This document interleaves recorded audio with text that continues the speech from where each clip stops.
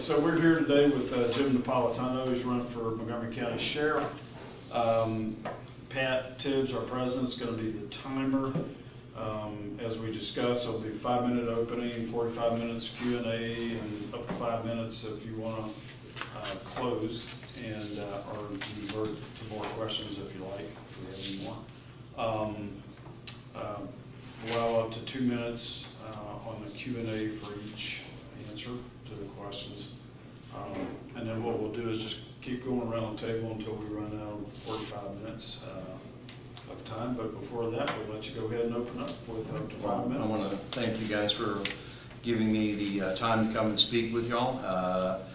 We've gotten to know each other a little bit over the past few months, and when Angie and I finally decided that, you know, this would be something we would pursue. I'm not going to say that you know, my entire career and life I've sat around thinking that someday I'll be the sheriff of Montgomery County. I think that God puts things in front of you and opens doors and tells us, you know, this is a path you should take. Here's an opening. You know, I don't think he says go do it. He just gives you a path that you can follow. So that path started opening when certain different people started leaving the sheriff's office and deciding they wouldn't run. And at that point, Angie and I had a long discussion, and we feel together, along with a lot of other people around there, that there needs to be some major changes in our county government. That our county government is truly not representing the people like they used to. And I feel that the sheriff's department has kind of gone down a track where they have separated themselves from the citizens in a sense that they don't spend enough time understanding what the mission is, what their mission is in regards to how do they serve the public, and that the public is truly their customer, and they need to have better customer service. They need to understand the plight of the citizen, and they need to work with Commissioner's Court to get the right understanding for the mission that needs to be at hand. And when I say that is, I do the same thing as Chief of Police of the City of Montgomery. I will talk to my council and my mayor to figure out what they want. I always tell them, it's your city, tell me what you want. Tell me what you want the police department to accomplish for you, and then I, as the expert, and what's an expert? As we always say, an expert is someone that does the same thing over and over and over again. He gets pretty darn good at it. You can find someone that says they're an expert, but you really need to vet them too. So back into city council. They'll ask me, just simply one of the first questions they asked me when I got hired there was, what do you think the best police car is? And I said, well, you know, I think the best thing we should do is research that. And that's why I feel that I'm going to bring that type of experience to the sheriff's office. And when I mean by research that, we spend time calling other police departments. Not only did I want to see how much they spent for a car, I wanted to see how the maintenance worked on that car. How often was that car in the shop? So when we compared the Chrysler Charger product to the Chevrolet Tahoe or to the Ford Explorer, what were we getting the best bang for our buck for? And that's what the citizens, I thought, were looking for. They were looking for, can we get a guy in there that will research and give us back the best product we're looking for? And that comes from being in private business. I ran my own security company. When you go and get hired by a corporation or by a private entity, they want good stuff. And they're paying top dollar, they want good stuff, but they want it so that it really does work. So we researched the vehicles and we came up with a solution for them. And I think that's what we're looking to do. And I mean the voters and the people that are supporting it. We're looking for a new solution. We've had the same kind of solution at the sheriff's office since I was a reserve there back in 1883. 1983. I'm dating myself. But seriously, we're looking for a new direction. I think that the new direction will be with a little more research, a little more understanding of the budget, a little more understanding of our people, and giving ownership back to the employee. And I mean by that is just simply when you assign them to do something, you don't stand over them, you're not going to micromanage them.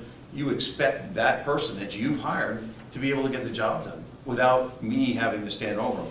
I mean, this isn't McDonald's where we throw them a bunch of hamburgers and then you walk around behind them and make sure they're getting them done right. We give them a car, a gun, badge, and all sorts of other equipment. We send them on their way. So we're looking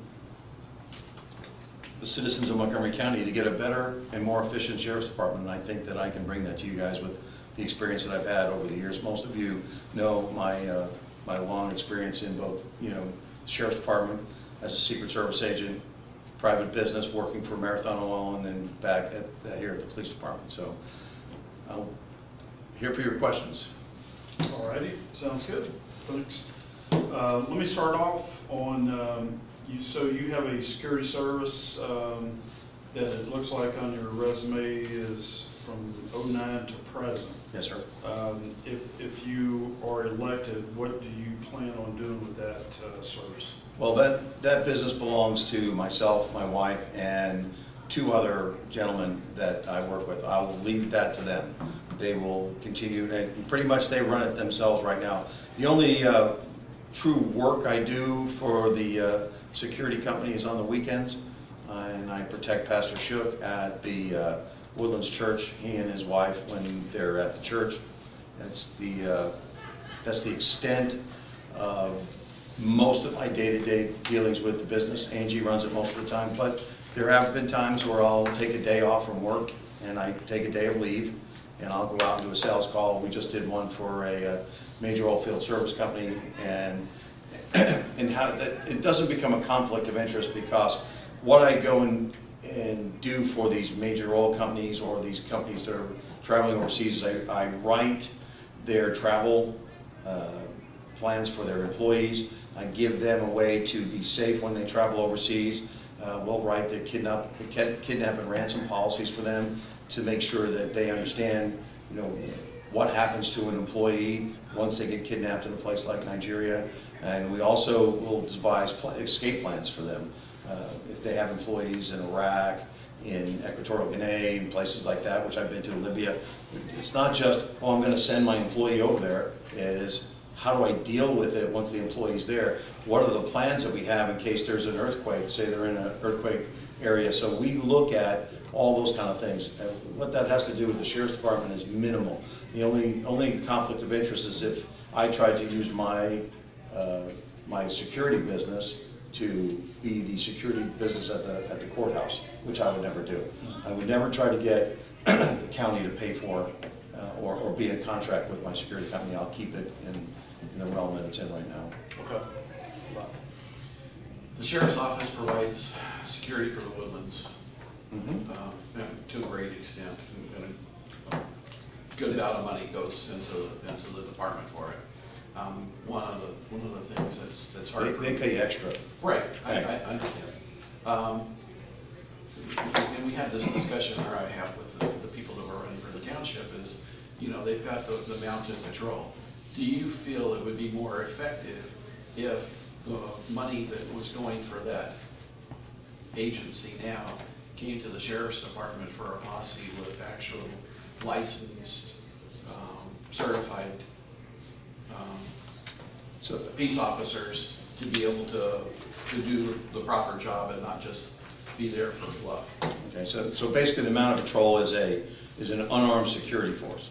And per the state, 1702, the state code for occupational code says that a security officer that only as a non-commissioned can only observe and report. Right. And that's basically what they do. Right. So what you're saying, and if I get this right, Bob, is that you don't feel that they're getting the money's worth out of that patrol. And that would it be a better idea to actually have sheriff's department deputies as a mounted patrol office? Right. And truthfully, adding more deputies to the street isn't always the idea or the best way to do it. It would probably double the cost of what they're paying for. They're probably paying anywhere from $12 to $15 an hour for an unarmed security guard, compared to, plus they have to train them on how to ride a horse. So you got both liabilities there. And then you have the upkeep of the horses and the veterinary bills and all those kind of things. So I don't know, I'd have to review that a lot and really get a cost breakdown on what is it costing the Woodlands right now to do it? What's the benefit of us having armed patrol officers on those horses, much like a Houston Police Department or a New York City Police Department where they have mounted patrol. Mounted patrols have always been very, very effective in what they do, but their mission is very, very condensed into a very small part of what the police force does. I mean, they don't do a lot. So I think that would be a research project. I would love to give you a definitive answer on how that would work, but again, it's up to the people of the Woodlands to tell their town what they think they want and how they would get it, and see if we can provide it from the sheriff's office. So I can't give you one way or the other right now. I don't know without researching. I don't remember the amount of money that they. 2 million, I think. Yeah. 1.8. Yeah, it's unbelievable. It's a large amount of money. Yeah, yes, sir. Again, is what they're paying for effective? I don't know. I would have to see what their stats are. I mean, how many times have they had contact with a criminal element? How many times have they reported a crime in progress? How many times now the deputies have to show up and actually affect the arrest? I'd have to research that one. So, okay. We all know about org charts and how to read them. You'll know in the sheriff's office, you know, who your next tier of employees are and on down the road. Let's reverse that. Looking up the org chart, who's your boss? Who, when they say jump, you'll say how high? And what are the implications of that with respect to policing in Montgomery County? So who does the sheriff answer to? Yes. Sheriff answers to the people of Montgomery County. Not to the governor, not to the city council, not to the... No, not really. I mean, he's elected by the people of Montgomery County, not by a city council. So right now, as the chief of police, I answer to the city council as a whole, not just one of them. I don't answer to the mayor either. Now, the mayor can come to me and say this, and I'll say, yes, sir, and if that's what you want, but I assume when the mayor asks me to do something, it comes from the council, which then gets that from their elected constituents. Okay, So let you're me- appointed by the city. I'm appointed by the city. So Let me come back a little bit Okay. where I was trying to... Yeah, I'm going to make sure I get the question. Are there any state officials or federal officials that you'll take orders from? Take orders from. I may take direction from them during a particular incident. If I hear something, you know, they say, okay, we've just had a massive hurricane blow in here, and you know, we need state and United States help into handling our crisis at that particular point. Would I take orders from them? I would. You know, if the governor came down here and said we need to close this off, I don't know. I'd have to treat each situation as it comes along. Again, the people of Montgomery County have elected me, but they've also elected me to use common sense and to understand what we're up against. So, you know, I can't run back to the people every time, but we can sure review it. And one of the things about being a tactical officer when I was on the counter assault team is understanding what a hot wash is, or you know, we're going back in and we're going to rebrief after we just did something. So it's not going to be feasibly possible if we had a hurricane and we react to whatever it is that we're going to react to come back to all the voters and go, hey, what do you guys think about this? You elected me to be that person to make that common sense decision. I know I'm out of time, but I think that if we went back and reviewed what that decision was, and whether, you know, by having town hall meetings around the county and get a better idea, then we would go, well, maybe we didn't make the right decision there. Maybe we need to review that and do it again. Now, That's Monday morning. All I was looking for is on the scene. Is on the scene. If the governor shows up and says you need to do this, and I don't think it's per the Constitution of the United States, I'm not going to do it. So if that's the answer, Okay. That's my answer. If that's for your question. Is that same on the federal level too? Same on the federal level, you know, and you know, the president of the United States comes down here. Now, you know, there's always that they could just go, well, this is now federal presence. You know, you guys are out. That can happen, but they need to prove a whole lot there before that can happen. And he couldn't make you do things for him. No. He could just take over. He can just take over and do it. Now, my officers would then back away and not do anything that they ask. We'll just go, okay, it's yours, bye-bye, and then just walk away from it. So. Okay. Going through your questionnaire, we have, we need to improve the staffing level. We need to bring the salaries, make them more competitive. And we need to address jail funding. Yes, sir. all three of which sound like euphemisms for more spending. Well, let's be serious, okay? We'll throw the cards on the table. We could cut back, then you're not gonna get the services. So don't expect something you don't pay for. That's the end of that story. So if, again, if you, the citizen, say, this is the mission that we want you to complete, and I don't have the equipment, nor the time, nor the personnel to do so, I'm gonna have to tell you, we can't do that mission. So the question is what do the people want from the sheriff's office? And then what services do they get? Do I think that they're operating inefficiently right now? You're darn right, I think they're operating inefficiently. And I'll just tell you a quick story. I understand the head of maintenance, not a deputy, or just head of maintenance, told the sheriff the other day that he needed a new vehicle. He said, well, run on down to Buckaloo and get what you need. So he went down and bought a 2500 dually pickup truck for the head of maintenance. And that's what he drives around now. That's his take-home car and everything else. And I got that from some of the people that work over there, because they're all like, well, why is that guy driving that truck? Brandon, on our dime. So is that a useful use of our money? No.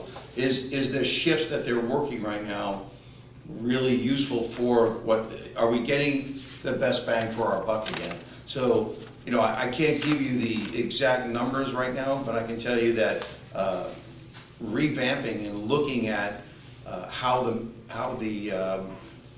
money is spent and understanding, are we wasting money here or are we getting what we want?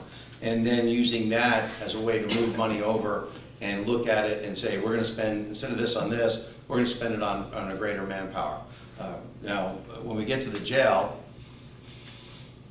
is actually, has a greater cost than it is for the manpower. We're gonna write down here. We're spending 39 million a year, 281,000 a year on the jail. That's a whole lot of money. So, are we spending that efficiently? I would probably tend to say probably not.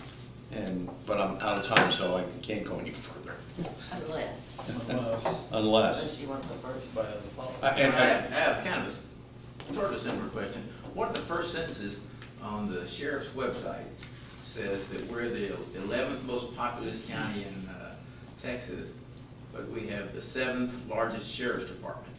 So that sounds like we're either too much sheriff for our county or too much money for our county.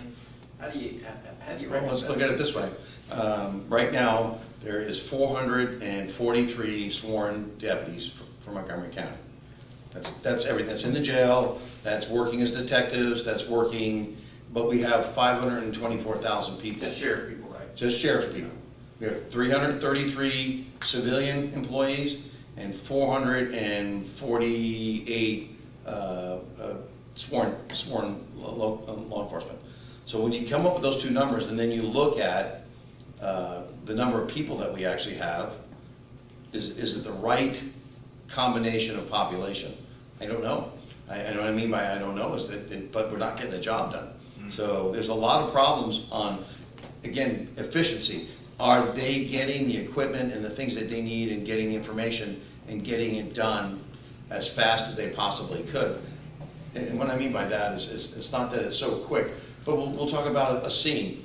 How many times have you guys ever watched the news and they said, oh, Montgomery County, there's a shooting over here, and the cameraman pans, and how many deputies you see standing around looking at each other?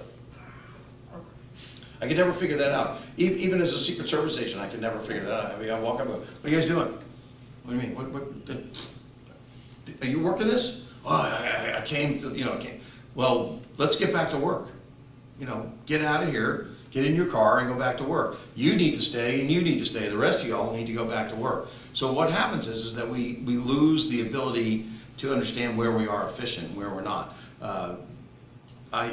What the sheriff writes on his website, I can't tell you, but I think that a proper balance between the number of citizens that we have and the number of peace officers that we have in the state, as far as in the county.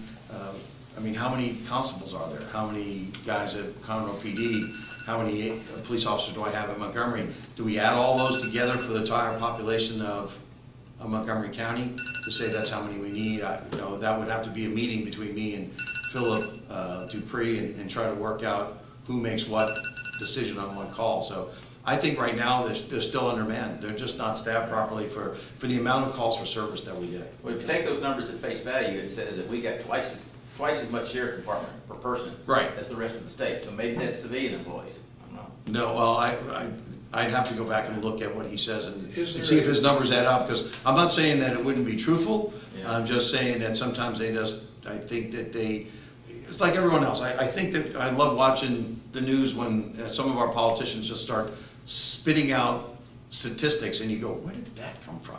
So that's the first thing I'd have to look at is, how does he know we're the 7th largest? I mean, did he go back and look at everybody else's? Yeah, And I don't know, I'd have to go back and look at that, but I'll get you that answer, Dennis, that's a good You looked at question. that page, I thought that was a strange statement. Along that line, is there a sheriff association or something or some entity that has done studies to tell you how many sheriffs are needed per?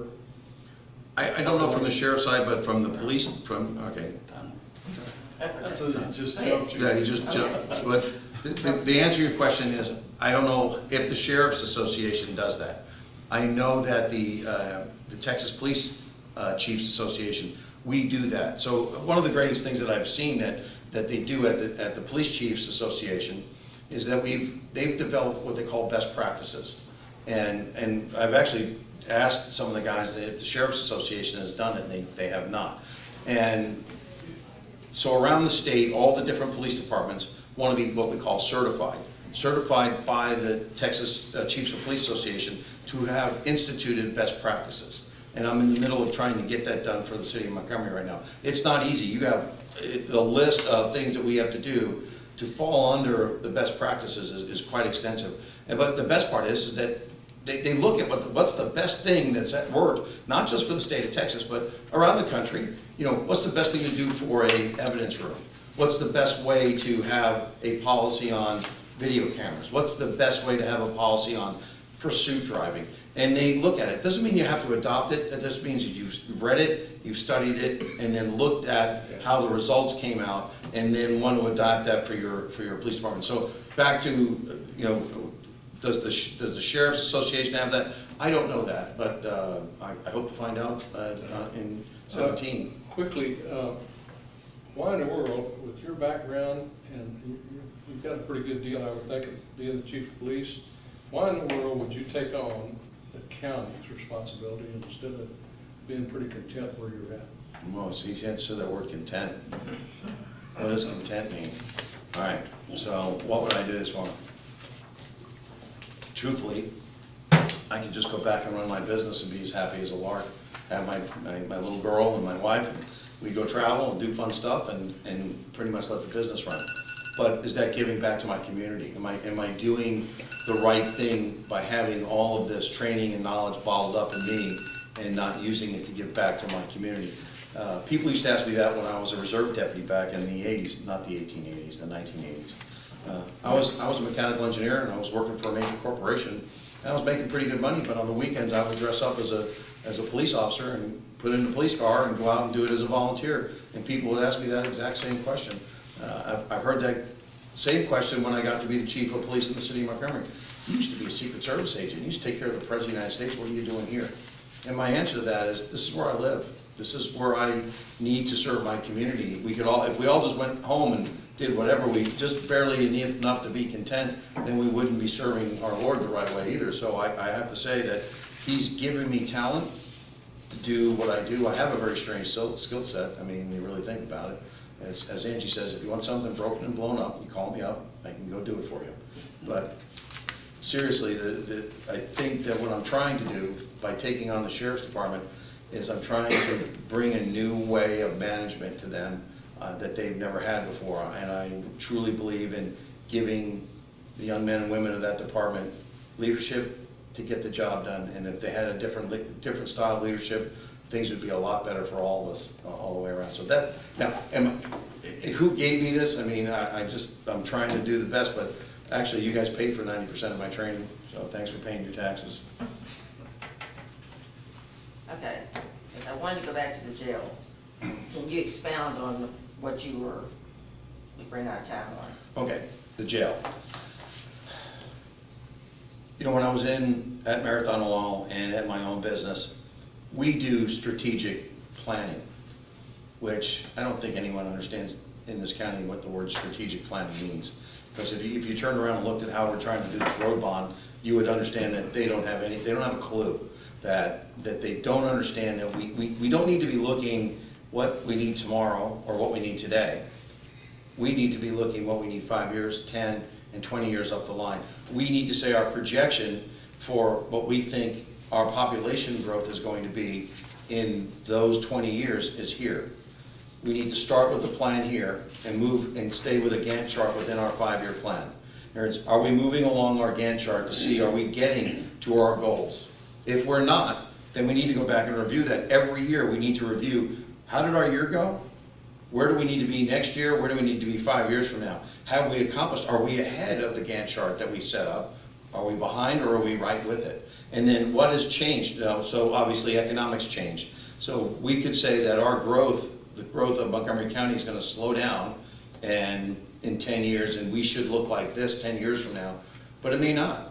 Oil prices may go back up, and then our growth is going to spike again, and that's when we need to go back and review it. But having a strategic plan, though, we can understand where we want to be. I see the school, when you talk about school bonds, you know, how much do they need? I don't think that they really spend time understanding that, you know, what do they need now and what do they need now? They always build a school just big enough for what they need right now, and by the time they finish building that school a year and a half later, they have to put temporary buildings out back because they already have more students than they thought they were going to have. We need to look at the same thing on the growth of the county. Is the county going to grow exponentially? Where is it going to grow? And how do we, with the jail and everything else, so if we go from 500,000 citizens to 620 in the next 10 years, is that going to increase the number of people in our jail? Probably so.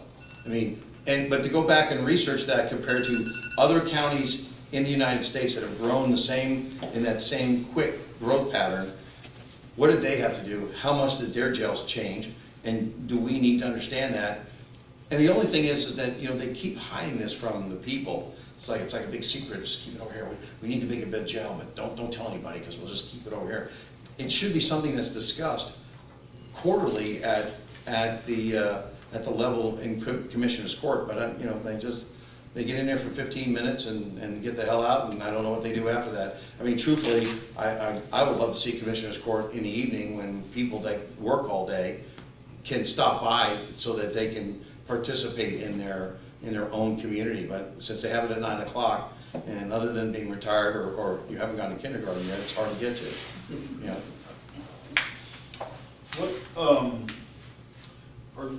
I don't know how much you dug into the weeds in the budget. Do you know how much overtime is granted now and at what cost? And do you see that as part of the solution that you were talking about early on to ramp up the staffing? Right, yes, sir. To level out the cost that may be going towards overtime? Okay. Cost of overtime. And then what are we actually, so I'm going to have to go back just a little bit. What are we paying our officers? Okay, this is what they're paying. So if you take the Houston-Galveston complex that we kind of live in, I call it the Houston-Galveston-Conroe complex because it's a metroplex in itself. We have to look at what our costs are, plus compared to being in competition with Conroe PD, Harris County Sheriff's Office, HPD. And what I mean by being in competition, they're constantly trying to steal good officers away because they're going to pay them a little bit more because they want someone experienced. Okay, so now what we want to do is a lot of police officers work extra jobs. They do that to make it's extra money so that they can pay a bill or buy a certain product that they want or get their family a new washing machine. So they go out and they'll find an extra job away from the police department. A lot of times what we do is we look at, if we have the funding, is paying overtime to our officers to keep them in-house, doing the job that they've been hired to do instead of sending them to do basically private security someplace else. And as of right now, as the chief of police of the city of Montgomery, I don't allow my guys to work bars or restaurants, the extra job, because they're always just a problem. So in the overtime budget, it's too high right now. They're spending more money than they need to because they're not getting the job done. Well, they're not getting the job done, why are they not getting the job done? Well, sometimes overtime is something as simple as the officer gets a call within an hour of the closing of a shift, but once he takes it, it's his. And it's not better for him to hand it off to the guy coming on in the evening, because he's already started the investigation, and especially if you start a rapport with the victim. So if I show up at your house, and you've been burglarized, and you and I are talking about it, and I'm getting all the information from you, and about halfway through I go, you know what, I have to go, this guy's gonna take over. You're gonna be like, yeah, but now I'm gonna tell him everything else again. So the overtime situation, what we do is, when we look at it is, are we doing it efficiently? Do we need it at the time? And why are we spending that overtime money? So we come back and say, okay, let's not offer overtime for this, and make sure that the guys close out when they're done and not stay longer than they need. Most of the overtime, I see Sheriff's Department is in the patrol section, and the guys are working step overtime, which is not funded by the state. I mean, not funded by the county, it's funded by the state. So they'll work what they call step program for speed and for DWI. So that money comes back from the Houston-Galveston Conference. It's federal money, but it comes back in, they pay everything for that officer to come back and go to work. So it really isn't an expense to the county, but it is covered as overtime. Okay. So it's not an easy question, John, to just say it's just this. Yeah. There's a lot to how the overtime works. I was gonna ask you a follow-up to that, but I'll come back. Go ahead, while you're on. Okay, so what's wrong with them working extra time being paid privately instead of overtime by the taxpayers? To get that extra. To get that extra money. Yeah. Wrong, it's not wrong. It's, you've been trained, and your job is to be a police officer, not to be a security guard for this place or that place. And, you know, like for instance, I told you I still work for the church. And that's fine, because I mean, I think I'm giving back to the church a little bit, but if you can keep the officer working for the people instead of for some individual over here, I think it works out a lot better to keep them on the job that they do their best. By selling them out to private entity all the time, it makes them start they have that's a really easy way to put this. You have to watch where their loyalties are gonna go and how much they're gonna worry about, hey, I wanna get that extra job, I need to get off. And that has had a tendency in the past to lead to misuse of government funds, where I'm supposed to be on the clock for the county, but I'm working my extra job over here so someone doesn't know about it. And those of us who have been in this business long enough know that that's happened quite a bit, and a lot of officers get jammed up that way. So instead of having them get jammed up that way, I just make sure that if they're working for us and we're paying them overtime, we're getting more for the county by having them do the county's work instead of doing someone else's work. So do you, keep the clock running and I'll forfeit my next go around. Do you think that we have to compete with Houston dollar for dollar? Oh. Because these guys are living up here, and if they're working up here, that's a lot different than having to make that commute downtown. You know, I think we've all been subject to working downtown, and they'll pay more for you to make that commute. Right, dollar for dollar, no, but we gotta keep an incentive for people to stay. And building that incentive is by competing with it's not just the Houston Police Department, it's the ISD police departments, it's like Aldine, it's Conroe ISD, so there's lots of competition among the police departments. Do y'all have a peer amount for each level? Some departments do and others don't. Okay. It's not set by the state or anybody else, each department sets their own levels. But right now, the Montgomery Police Department, we're at the lower level of all of them because we're trying to catch up. But instead of trying to catch up all in one big step, we made the jump last year to compete with Conroe PD. So we have all of our guys jumped up to the Conroe PD starting level. So, I mean, just to get them to the Conroe PD starting level was a good thing to do. But understanding that, it's like working for Exxon, and you're working for Shell, and you run into this guy and he's gonna recruit you away by giving you more money. it matters what your talent pool is. You know, are you worth grabbing, and are you gonna pass the background to come and work for this police department over here? Or do you have a pretty good job here, and you don't wanna give it up because you're gonna lose seniority by going over there? So there's a lot of different issues at how that works, but we need to understand that there is a competition between dollar for dollar. I don't think we're gonna be able to compete with Houston because their tax rate's a whole lot higher than ours, and they got a bigger budget. So, but we have to be in the ballpark instead of outside looking for a scalper to buy a ticket, so. Okay. This goes back in the '70s when I was studying law enforcement, but LA County, for instance, it was 1 cop for every 1,000 people. That was back in the bad times. To me, there's a deficiency in the number of deputies we have from the sheriff's office. Part of that, I think, has been the politics within this county. We've got 2 constables' office that are doing more of the tasks and jobs that the sheriff's office would normally do, because they've been able to get the funding from the commissioners that the sheriff hasn't been able to do. And I'm not trying to take away from the constables, but that's the primary function of the sheriff's office. Right. And I'd like to see it increased. We need more sheriff's deputies on patrol throughout the county, East County and South County especially. Is there? What's your question though? Is there a way to go about this? Well, you know, that's always a question people bring up. You know, who's the constable? What do they do? Well, you know, they answer to the same hierarchy that I will answer to, which is you guys. Right. So as long as the voters of Montgomery County and the people of Montgomery County say they want a constable's office, there's always going to be one there. And you know, the original idea behind the constable's office, as we all know, was to serve the papers and be the bailiffs of the JP court. Right. Except the state changed their title to peace officer. Right. When it changed it to peace officer, they're now peace officers. To do all the functions any other peace officer, police officer, sheriff's deputy can do inside the county. So they go out on patrol. So I don't know, I really don't know, I've never been a constable. I guess they don't know if they go over and serve their papers in the morning and then go on patrol in the afternoon. I don't really understand how it works.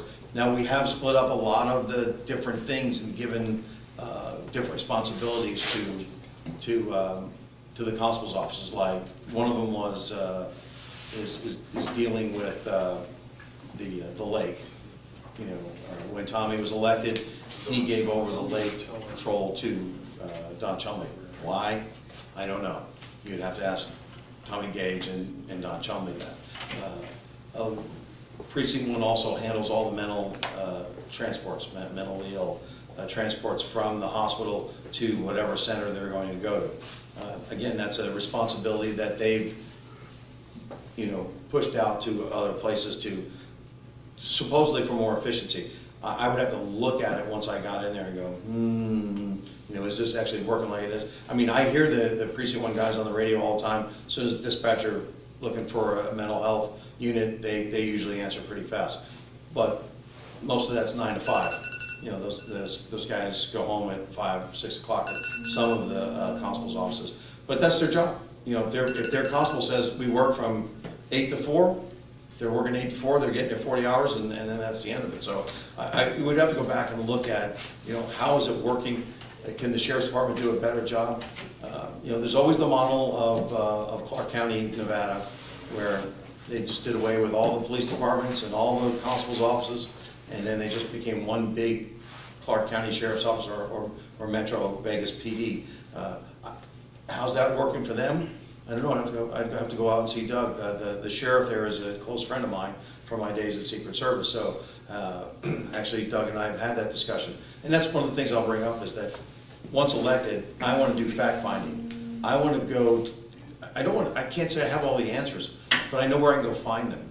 And the point of going to find them is going to be like, so let's look at Clark County, let's look at LA County, let's look at Broward County and Metro-Dade down in Miami. Let's look at all these really big departments and how are they handling their jail? How are they handling their mental health issues in the jail? are they doing it right or wrong? Get the statistics from them and go view it and go, wow, that's a really good idea, that's never gonna work for us. Or this would work for us great, and that's not gonna, so that's, my plan is to go, it's not like we're gonna reinvent the wheel, but we just wanna understand where the wheel's going. But we've had this attitude here is that, we're Montgomery County Sheriff's Office, we don't need to look at anything else, because we're doing it right here no matter what. Well, maybe not. Maybe we'll go see what other folks are doing and learn something, so. Okay, so we're a little less than 15 minutes away from closing up. Dale? Talking about your looking at other counties and so forth, one of the ones that's very much well-known around is Maricopa County. And I've always wondered, why does that model not apply here? Is it was it the Judge Wayne Justice or something like that? Is that the answer? William Wayne Justice. William Wayne Justice. I know him well. Not him personally, but I remember I was at the Secret Service when William Wayne Justice changed our Texas Department of Corrections. The answer that I know right now is that when William Wayne Justice basically told us we needed to empty our jail down to 93% and leave a 7 or 8% margin of free beds, just empty. Because that's what he felt was the right thing. You could never get to 100% because he felt that it was overcrowded. He did the same thing at TDC, and that's a difficult thing to do. Maricopa County, he does do some different ideas. I'm not saying all of his ideas are right, because I guarantee you that if you got arrested for whatever reason, a minor Class B, and had to spend 2 nights in Maricopa County Jail, you might think, wow, this is the most horrible place in the world. And I'm a pretty darn good citizen. I don't like being treated like this. So you might have a different outcome of that, how that came out. I think that all of our prisoners should be treated humanely and properly, and they all should be kind of treated the same, unless you're an extremely dangerous, violent criminal. Then you need to be segregated out from the rest of the folks. Having said that, it's like, people want to, they don't want to leave Montgomery County Jail because they don't want to go up to TDC where it's not air conditioned. That's an issue.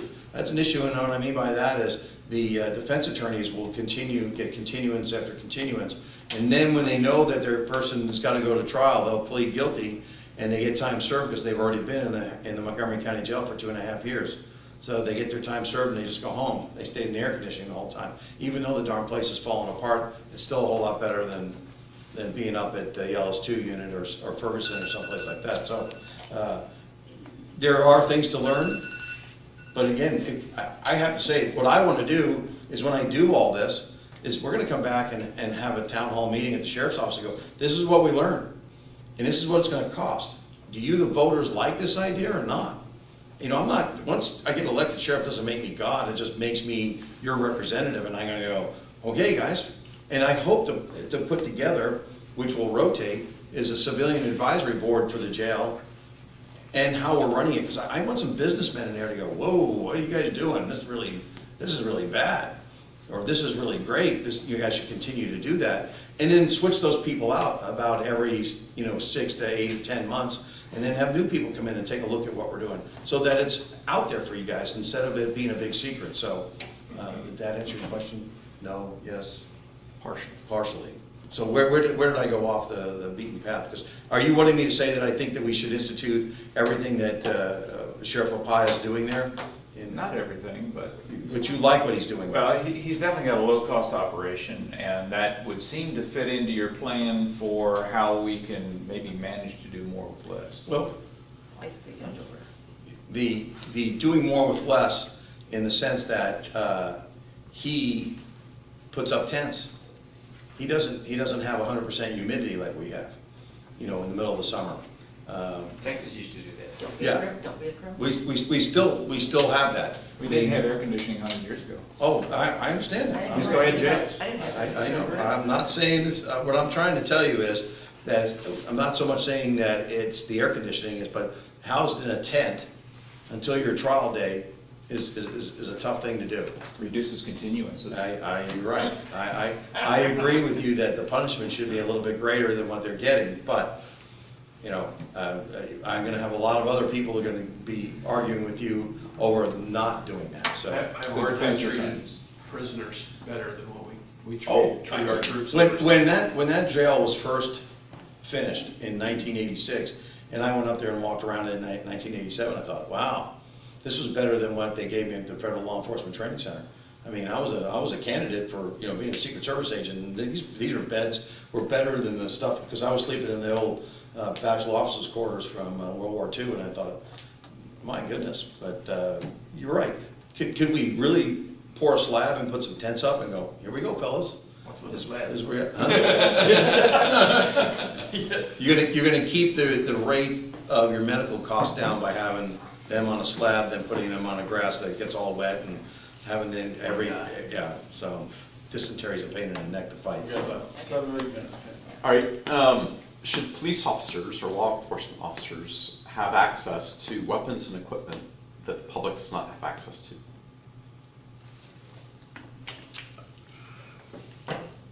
Give me an example of one. MRAP.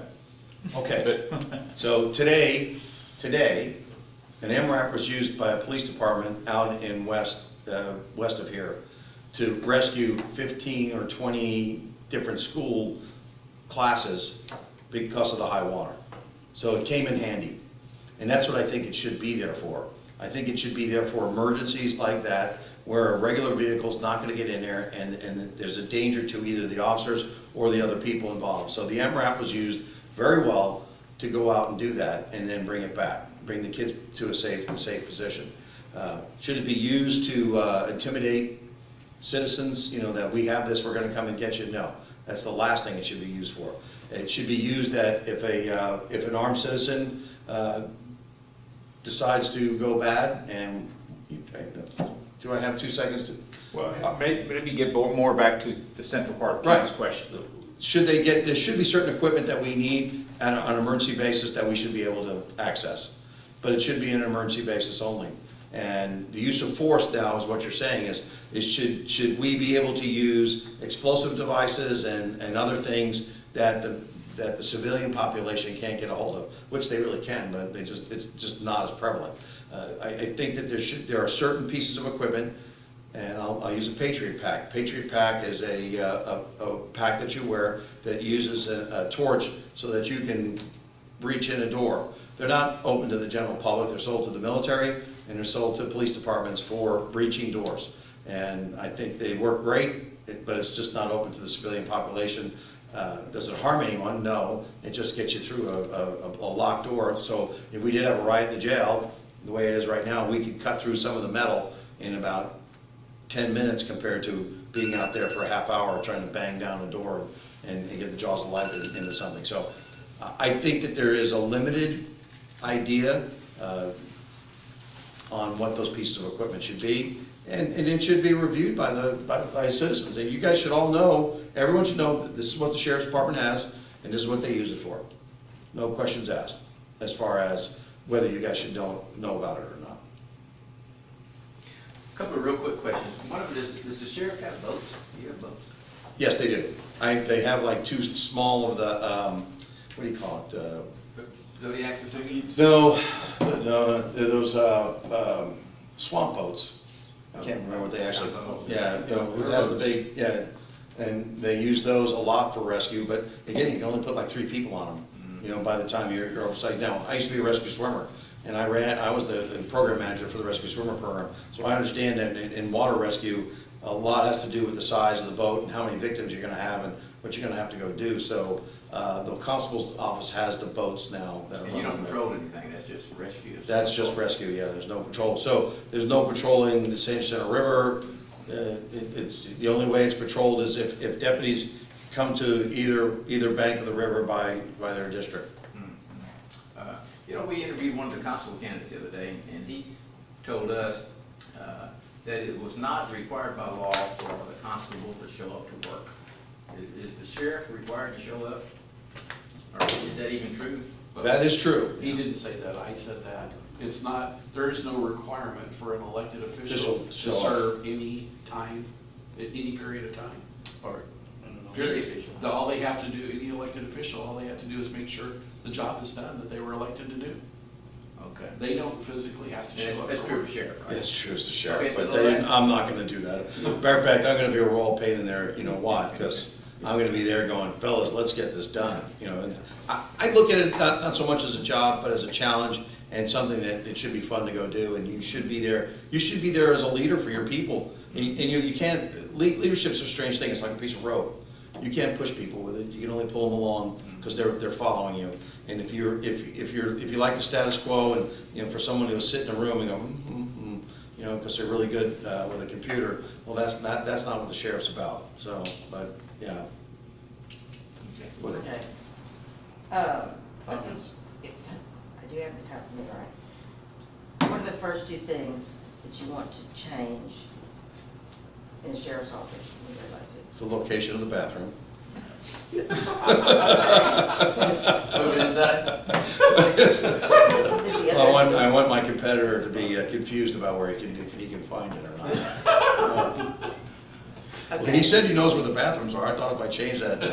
All right, I know I'm being, I just can't believe Okay, this. that's fine. All right, seriously, that, you know, is change the morale, is make it, have an understanding that they shouldn't be afraid to come to work, and they are. I've been having meetings with lots of deputies since both our debate and the forum the other night.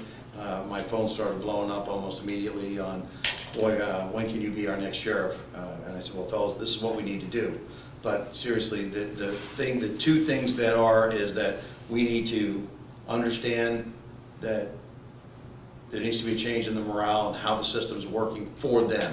The system really should work for them, not against them, but it works against them as they have it right now. And the second thing would be getting a staff on board that understands that that's what we're looking to do.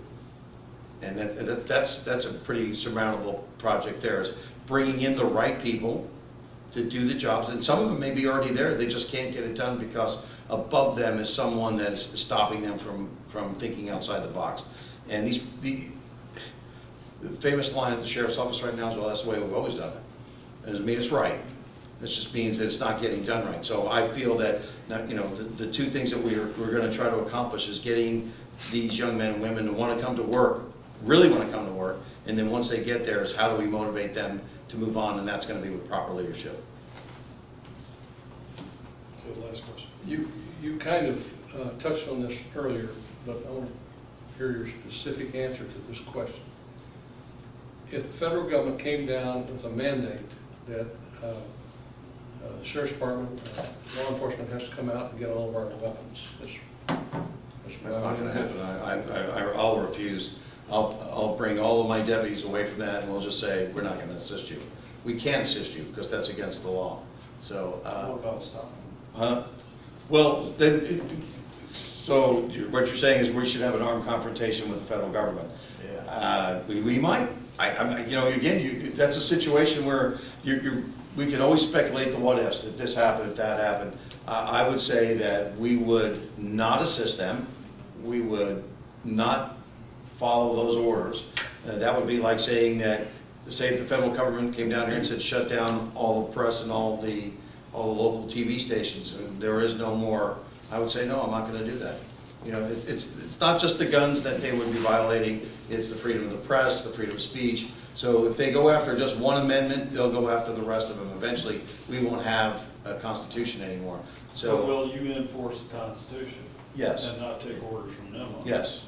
Do you think that you would enforce that, but do you think that the majority of your deputies would follow suit? Yes. I see right now, the ones that I talk to, pretty much, we all understand the same things, and we all are, how should I say, on the same sheet of music. You know, how far into that sheet of music each person is, I don't know. And, you know, how fearful are they? So literally, like I said, I had a meeting with two guys the other night, and one of the guys actually was almost crying by the time I left there, because he says he's so afraid of losing his job, because if you make a mistake there, you know, they're constantly on everyone. You make one mistake, they're giving you 3 days off. So the game that they play is that there's a Civil Service Commission. And the Civil Service Commission says if you try to give someone, you fire them or give them more than 3 days unpaid suspension, that it has to go before the Civil Service Commission, and they'll make a decision. Well, to keep from doing that, they only find one little thing you do wrong, they give you 3 days. And then they find something else you did wrong, they give you 3 days. And they find something else they think you did wrong, they give you 3 days. So you have no way to rebut that to someone that can say, oh no, that's actually not true, that's unfounded. They just get stuck with the 3 days off. So if you get 3 days off 17 times, it really does hurt. And so you can't go work an extra job, you just gotta go home and sit there and wait to go back to work, so. And that's without pay. And that's without pay. So we need to stop that. I mean, we put these rules in place to have a Civil Service Commission, so there would be a fair way of looking at someone's allegation of their wrongdoing, not so that we can circumvent it and come up with some other idea. So to answer your question, I hope that they'll back me up. You know, I don't see what's in everyone else's head, but we're gonna work real hard to obey the Constitution. And the other one's that Fourth Amendment, because there seems to be some people that don't understand that that you shouldn't worry about search and seizure of your house without probable cause and a proper warrant written to a judge. But we'll tackle that one too, because we'll have classes on, don't you remember this little book? Here it is, everyone will get one, and we'll go over it. We'll have the attorney come in and go over it and over it and over it, so that they understand that this is what they're allowed to do and what they're not allowed to do. So. All right, so we're gonna be running up against our 3:30 here, Okay. so up to 5 minutes to close. 5 minutes to close. Again, I thank you for letting me come in and speak to you. I feel that that the job of the sheriff is a big one, and it can't be done by, even though it's a one-person title, it's not done by one person, it's done by a team. And it's not done by the sheriff and the chief, it's done by the sheriff and the entire staff.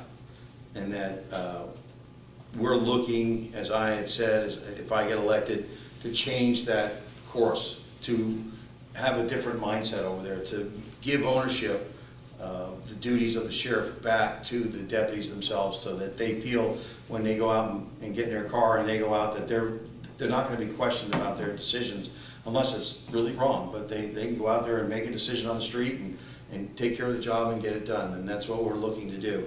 And I think that I bring a different mindset, and I know the other guy says that he's been there for 20 years, and he's behind that one desk for 20 years, and that's where he's been for 20 years, behind one desk.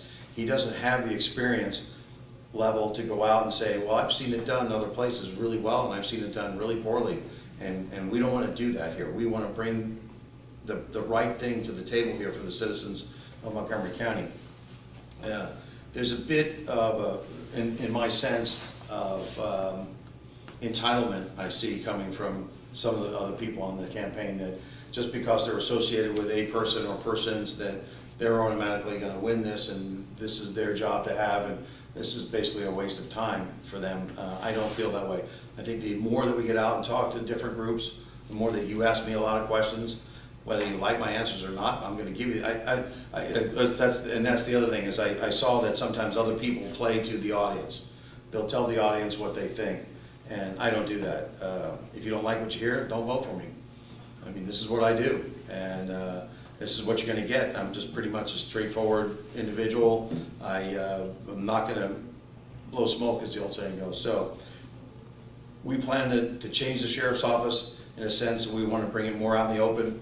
We want to put together so that, I also got the clock up there. So we're going to get out of here by 3:30. So those are the things I'm looking to do. You asked about my business and whether and then you're like, what are you doing here? I want to bring this back. I want to bring the things that I've been doing for years and give back the tactical knowledge that I have and what I know about that. So am I going to be at the academy teaching those guys every day? No. But I'm going to bring in some guys that understand and can teach them how to stay alive on the street. I just sent 2 of my guys to the police. Gracie, self-defense school. Gracie is a form of jiu-jitsu, and it's just something that gives them and empowers them a little bit more to understand that if someone's crazy enough to jump on them on the street, and I always say that if you're in uniform and someone wants to fight you, and you're telling them that I'm the police and I'm here to do this, and you fight with them, they're willing to kill you.